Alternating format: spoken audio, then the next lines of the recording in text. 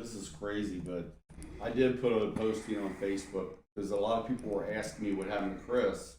And I mean, in the beginning, I was embarrassed to say that my son's on drugs. He's addicted. He's got addiction issues. And then I became more of an advocate to talk about it because I felt good. I felt like, the more I talked about it, when I threw that out on Facebook after he passed away, just to let a lot of people know what happened to him, then people that reached back out to me was crazy. Family members and friends who had kids with issues. Right. The stories started flowing. I just like people came out of the woodwork because they wanted to talk.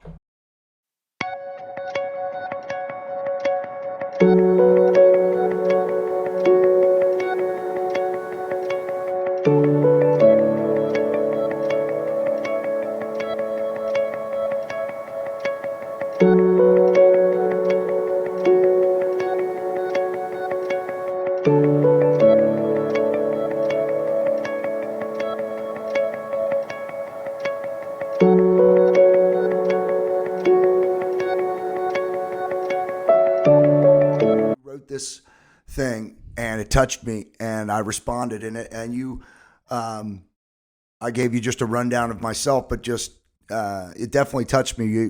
The whole thing that you wrote there, and I'm like, I got to reach out to this guy because you even said in there, now my goal is to try to send out as much and much awareness, and that's going to be and I'm like, man, great, because there's no stronger message than this is a real thing. And as far as like when you said nobody was at the funeral was in New York?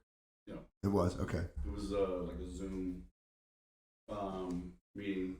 Yeah. Virtual format. Okay. And so you guys buried him up there in New York? I had him cremated. Cremated? Yeah. Yeah. Yeah. So that was one of the decisions during a really hard time. Yeah. Even thinking that. And here's what I carry in my pocket every day. Yeah. That's what that's a piece of it. Yeah. And every day I start out and I say, I miss you so much. And yeah, I feel like I got part of him with me. And I've never experienced cremation with anybody in the family.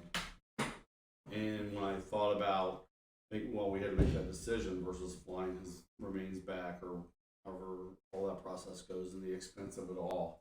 Yeah. And with all the other emotional trauma going on, you can keep a piece of him with you. And I actually spread a little bit out on Times Square where he loved to be, and it just felt good because,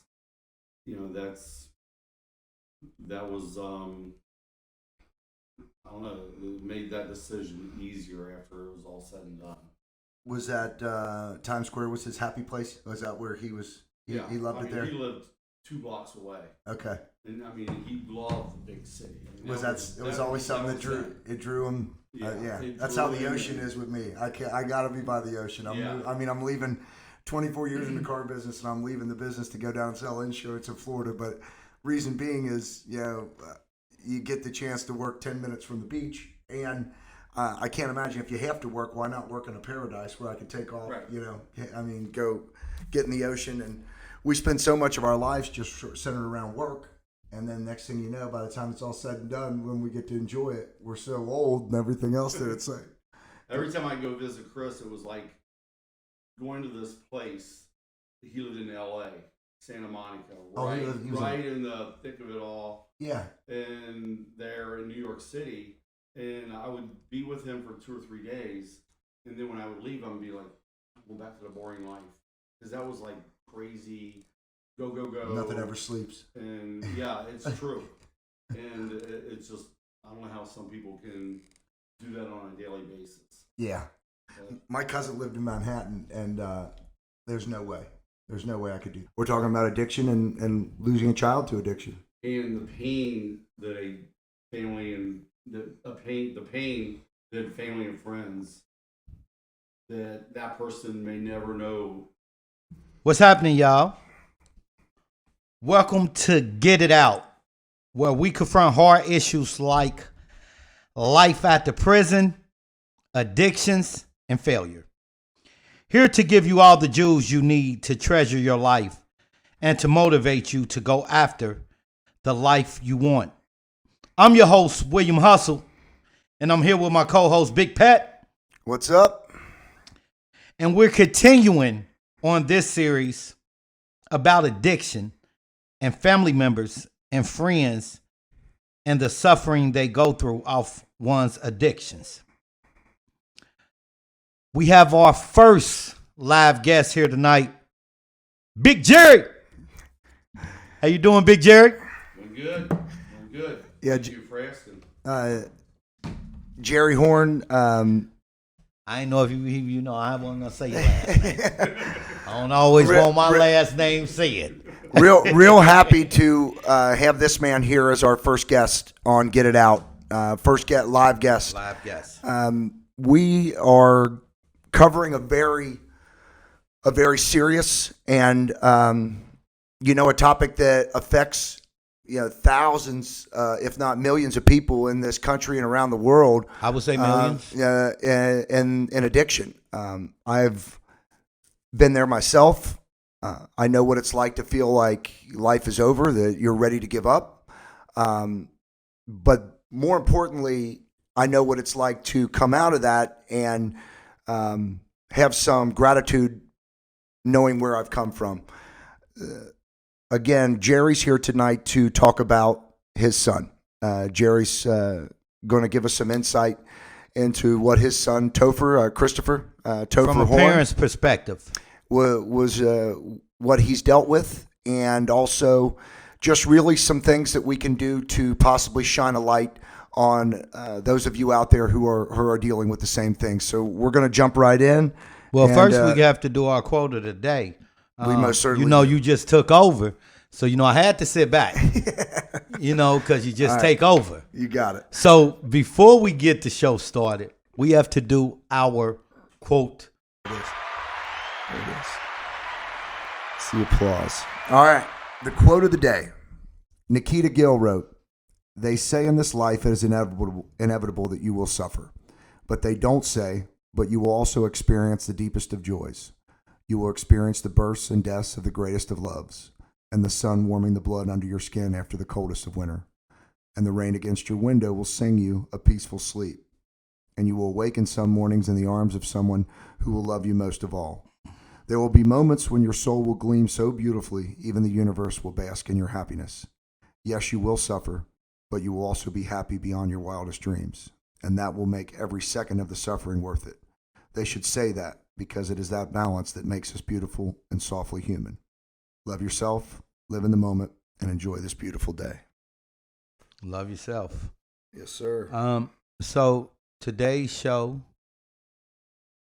we have a parent who lost his kid to addiction. Has it been 2 months? 3 months. 3 months. February 6th was the day Chris passed away. So it's been a few months. So before we jump into questions or anything, why don't you tell our listeners why you chose to come on our show and speak about this? When I was talking to my son Christoper, and in the beginning when I realized that he had an addiction issue, it was a shocker to the family, and everybody wanted to keep it hush, and they were embarrassed of the fact that that can't happen in our family. There's no way. Nobody believed it. And the more I tried to visit with Christoper, who was living in New York City, it was very difficult to communicate, and I never understood why, because we always had a really good chemistry and communication between us. And just through his distance of being in New York City, we lost a little bit of that personal, or all of that personal connection. And I think that's what Christoper was missing in his life. And Chris had a very good upbringing, and I always believed that that could not happen in our family. You hear stories all the time about the guy down the street or somebody down in the hood or wherever it may be. And we were an all-American family growing up in Loveland, Ohio, and tried to live up to that name. And we were very involved in the community and sports and schools, and how his life turned into a person that was addicted to drugs was a shocker to us, because we always had a good tight knit bond, and he got away from that and turned a corner one day and ran into the wrong person, and that's all it took. Yeah. And the message that I want to share, and since I posted something on Facebook from a lot of people, family, friends, asking what happened to Christoper when that bad news went around about him passing, and I just had to put something out there that he overdosed on drugs, and we still don't have the toxicology report back, but we believe, and the detective told me that it was a fentanyl pill that was just, Chris thought he was taking a happy pill that he's done many times, unfortunately, and this one was more powerful, and he had no idea what he was about ready to do. Yeah. And he was gone within 5 minutes. Wow. And that's a more and more common theme, it seems like, with fentanyl on the streets. That people think they're getting a Percocet, or they think they're getting cocaine, and they marijuana. end up getting they're putting that fentanyl in everything. And you're seeing more and more of that people are overdosing. And there's a lot of, I saw an episode on TV just a couple of nights ago about somebody that was making and mixing their own, and they were bringing in all the ingredients, and they didn't have the proper mixing equipment, whatever that may be. Yeah. And they were putting all the components in a 1 gallon container, a milk carton or whatever, and they were mixing and shaking it up thinking it's mixed.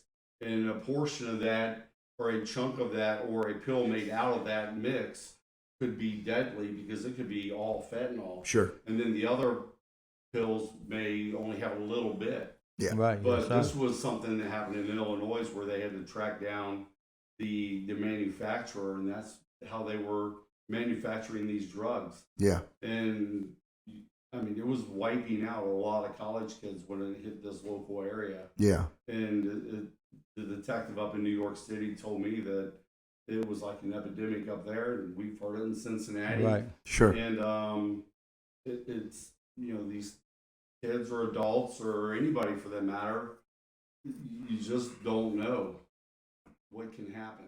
I mean, you don't. Drugs is taking a chance with your life. Every time you use it, especially how drugs are being manufactured.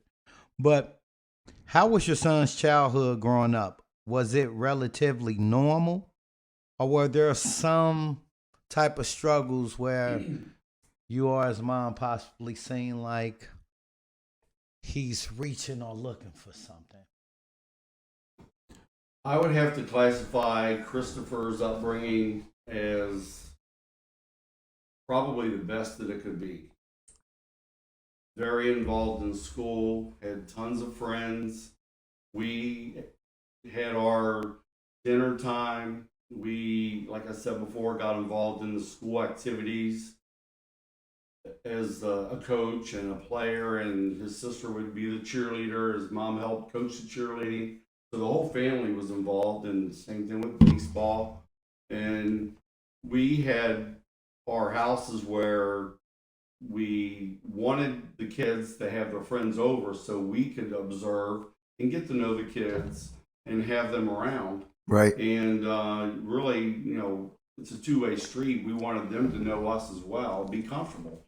But we never had any drama. Well, we all had dramas in our life. Right. Sure. In general, we flowed through life pretty good, and there was never anything in our world that would have ever led me to believe that this could happen to Christoper, and he was certainly not around any of that growing up.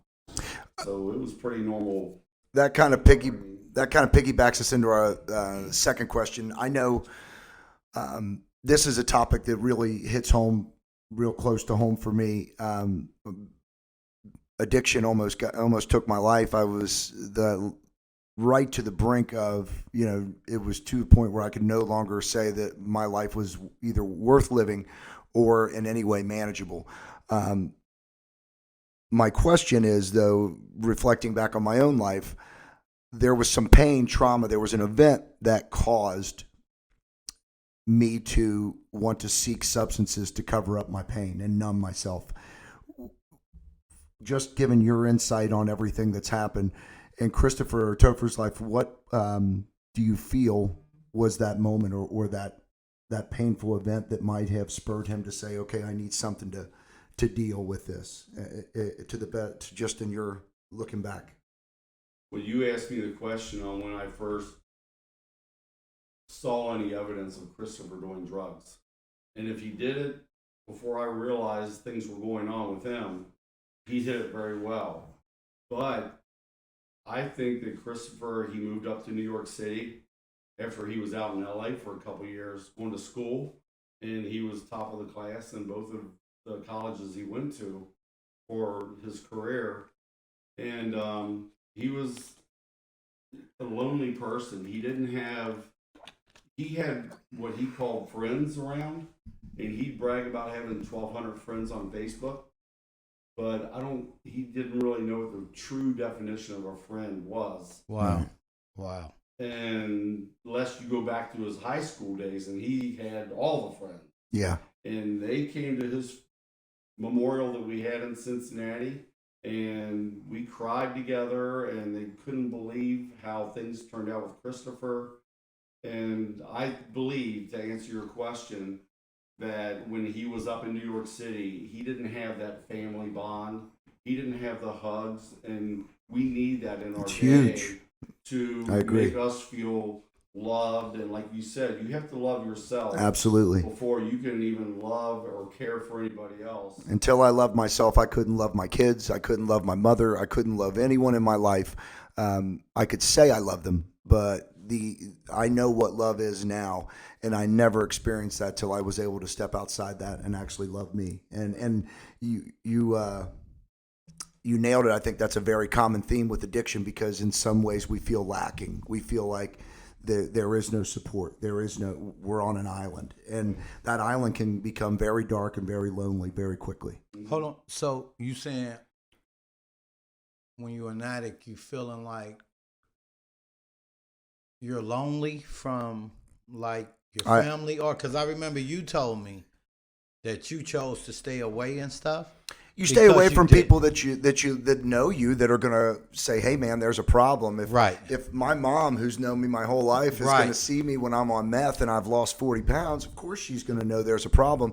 And what you're going to do is not want to spend any time around your mom, right? Because that's why I was trying to. Because they're gonna avoid that situation. Because they're gonna call you out. You would call your son out on it. You're uncomfortable with yourself. Yes. So if you're uncomfortable with how you look and how I would try to make times to go up and see Christoper, and he'd always make up excuses like, this weekend isn't bad.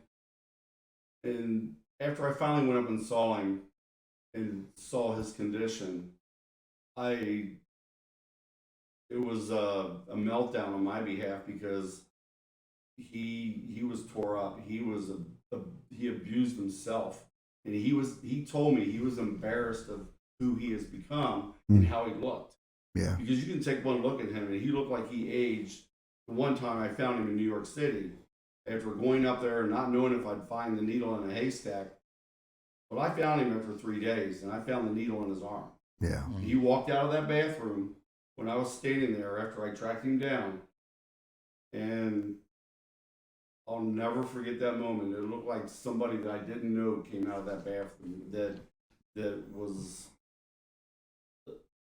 twice the age that they actually were the last time I saw him. It's a year before.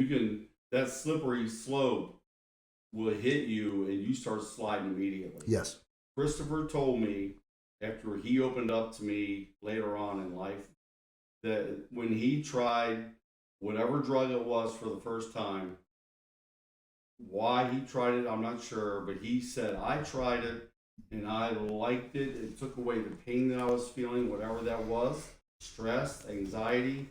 And he goes, I had to have it again. Chasing He said, that first it only high. took one time, and that was it. Yeah. Constantly chasing that feeling. Yep. And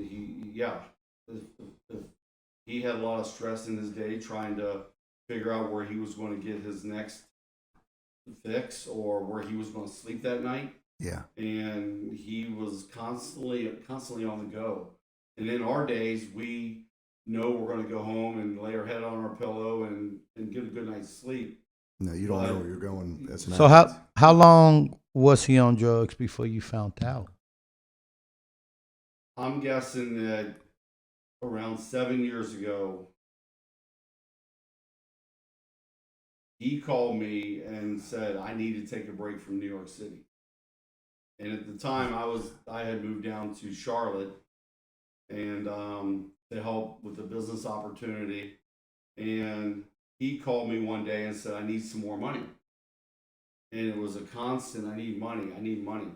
And I'm like, what can he be doing with the need, and is he working? And he wasn't really opening up on his daily, what was going on in his world. And I said, I'm going to give you two options at this point. One, you're going to figure it out on your own. You're not getting no more money. Or two, you can pack all your personal belongings and have them down on the street tomorrow morning. Didn't even give him time to think about it. And I have a customer in Long Island that has his own business that agreed to come over and pick up your stuff and store it at his warehouse, however long that may be. And you can get a bus ticket and come on down and stay with me. Yeah. And let's figure this out. Because it was eating him alive, and the people that he was surrounded by were all in that same world of drugs. Drugs. Partying and drugs. That's, like I said before, his friends, 1,200 of them on Facebook, Sure. you really only have a few in your life. Right. True friends. Well, try stopping. You surround yourself with these circle of people, and you fool yourself sometimes into thinking that they're actually your friends. And then, as soon as you have the inkling of a better life, these friends dissipate and they go away. They're nowhere to be found. Yeah. And then you really see how much of a what do you call that? You're building something on sand. Like any of these relationships, as soon as you say, hey man, I don't want to do meth anymore, I really don't, these people, it's crickets. They turn away. Yeah. They're gone. Christoper, they had a memorial where he lived in New York City in the end, and everybody that worked there that saw him on a regular basis joined that memorial, and other friends and family members from down here in Cincinnati. And one of the persons that was on that memorial pointed out to me that there was not one friend of Christoper's that was on that memorial. Wow. And if you're a true Not one? friend, not one person other than the guy that brought that out to my attention, other than the people that were there that he lived with in that building, that worked there, not one other person was in that memorial, because all of his so-called friends were, they only cared about one thing. Getting high with him. And it was gone with Christoper because he couldn't help him anymore. And as soon as you mention quitting, as soon as you mention the realities of addiction, as soon as people see the real facts that people lose their lives off this, they have to turn their back to it, because then they have to look at themselves in the mirror and they have to realize what their issues are. And the whole thing with addiction is you're really lying to yourself until that last minute where you either it clicks and you say I'm worthy of more, or it doesn't. And so few of us make it out of addiction. I think as far as AA and NA say, they say only 10 to 12% actually make it out and recover, which seems like a very low number. And when you got to, because my dad, he loves to get high. When I first met him at, I think, 15 years old, till this day. And I think he done slowed down a lot now, but He's the only person that I ever met. Like, he's never lied to me and told me, like, look, I love getting high. You talking about crack cocaine? Yeah. Yeah. And I mean, he loved it. And that came before everything else. That high came before everything else. Before you, before your mom, before everybody. It came before me. That's why Absolutely. I didn't meet him till I was 14, 15. And that's what happened to Christopher. That the family members and the pain that we have felt by him paying attention and having a bigger priority than his sister that cares dearly for him and his mother and sisters and my sisters and everybody in the family, that was secondary. And that's probably the hardest part of all this, is seeing everybody else suffer. And in his mind, when he was in the right mindset, his priority was getting high.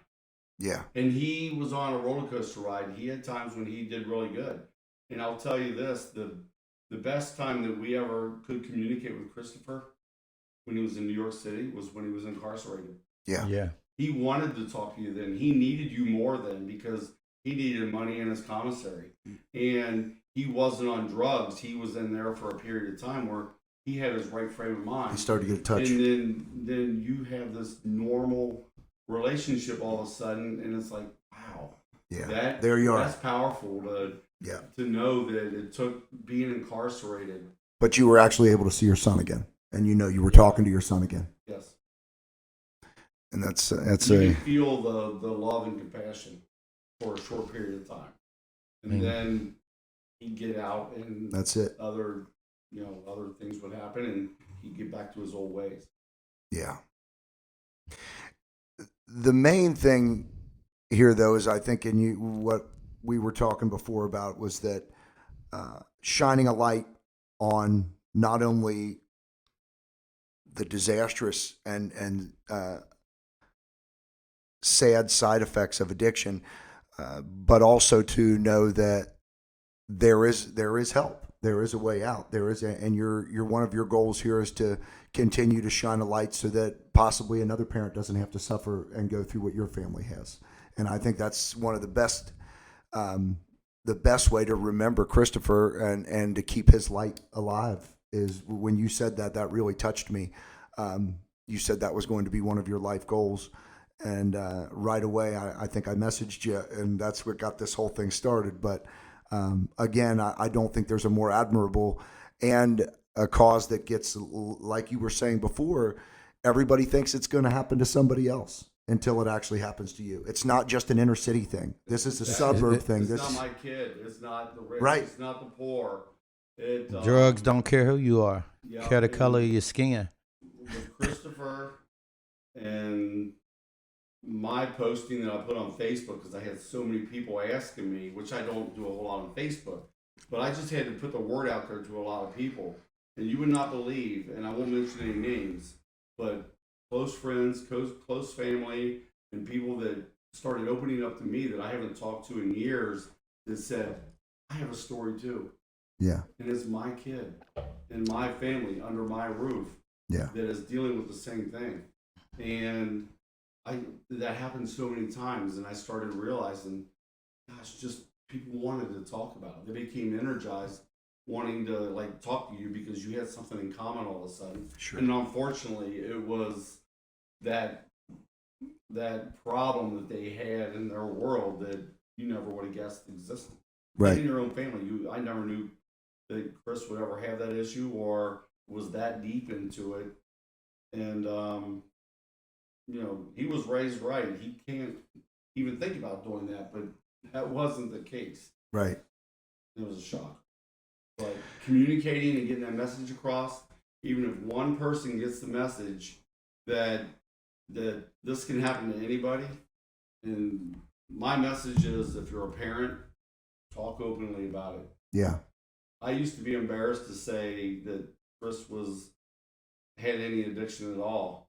But when you start telling people and you don't feel embarrassed about it, you feel like you're helping somebody, because if the right person listens, it could save a life. Absolutely. Yes, it can. My kids get embarrassed sometimes because I'm very open and say, I smoked meth. I was smoking meth 4 years Right. ago, and it almost killed me. But I feel like if I'm not genuine and if I don't tell people where I've been, then how will they have any belief in what I'm saying or the things that I want to try to get across? Your story. Yeah, and you gotta speak your truth. You can't be ashamed of it. We all have things that we're not proud of, but Period. it's our failures, it's our pain, it's our struggles that make us stronger and get us to this point. And I think when you get it out and you talk about it or let somebody know, you get this sense of relief Yes, that, wow, I got that monkey off my back, and I told somebody, and now they're trying to like coach me and tell me how much they care about me, and all of a sudden people do care about me. Yeah. And there's more to this world than drugs, and things blossom from there. Right. I mean, it can definitely happen to any of us. I know you were a youth football coach. I was a youth football coach, and you don't think this, but there's doctors out there that are smoking crack and still being doctors. I was, I had a major cocaine addiction, but I was still trying to be someone. I was still trying to be a parent and a father and stuff. But there are more of us out there with things that we're hiding than there are those that are telling. And I think that the whole point of this is like you said, you got to get it out. It's the number one reason, like Jerry just said, he was ashamed. So many of us are ashamed and we don't get it out. And that's one of the main reasons, we started this show and that we're hoping to be going live soon is for those to get it out. Yeah, call in the whole. That's the whole thing. That's the whole thing. It's just Get it out. It's just get it. Yeah, It doesn't matter what it is. If you're It don't matter holding what it is. something inside, Get it out. it'll infect you. and you get it out. I mean, it's like holy. Right, moly. you're a new person. It's out. Yeah, Seriously. I'm a free bird now because I can spread my wings and fly and comfortably. And this show is for me, for Pat and I to speak, but the show is for someone like yourself to get it out. there's no better way for us to start with our first guest than to have you on. I'm so happy, Jerry, that and just I can't tell you how much it means to me that you decided to participate in this.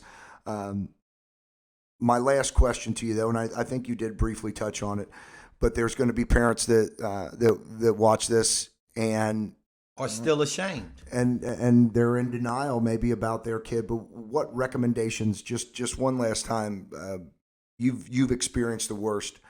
What recommendations do you have for that parent whose kid is struggling with addiction and they know that? If the parent knows it, Yeah, talk to your kids or brothers, sisters, whoever it may be, and just say, I love you. I'm here for you, and I care about you, and I understand to some degree that you are having issues because you found out, but spread the love. That is the number one thing, and don't be ashamed or afraid to talk about it. yes, sir. Get it out. Get it out. Get it out. Get it out. Period.